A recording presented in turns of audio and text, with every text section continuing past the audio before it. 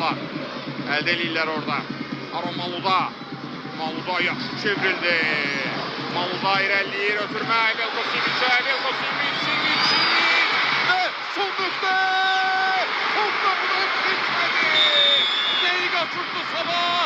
Diqqətlər Evan Əmzadiyə. Qırmızı verəqə. Qırmızı verəqə. Kevin Medina'ya. Oho!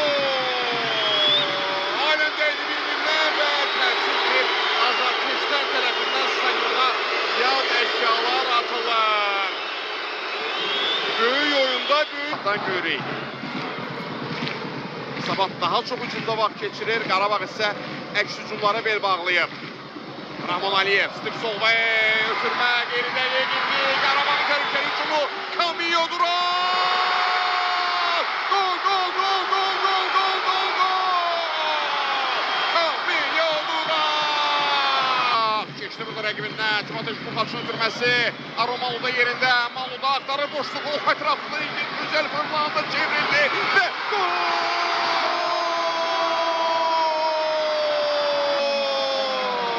Velko Simiç!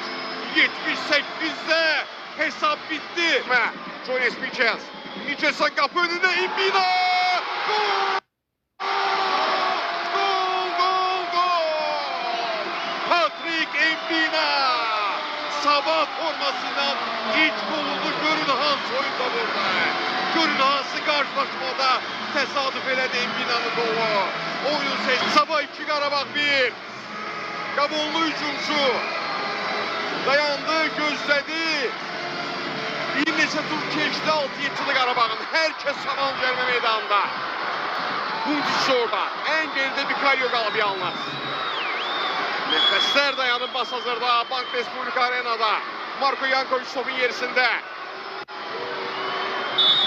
İşare geldi. Ötürme kapı karşısına Medina. Zərbe indirmeye olmadı Duran. Kamillo Duran. Burada elden oynadı. İşare ihtiya var. Qarabağ futbolçularına. Bu belə değmişti mi? Verəqə. Kamillo Duran'a. Çok danıştığına göre. Heyecan en yükseğiyette baxırıq. Burada Velko Simiç'in top eline değir zərbeden sonra. Kamillo Duran'ın buna itiraz etməsi sarı verəqə ilə yekunlaşır. Baxıram indi. Evan Əmzadiyə o da vardan xəbər gözləyir.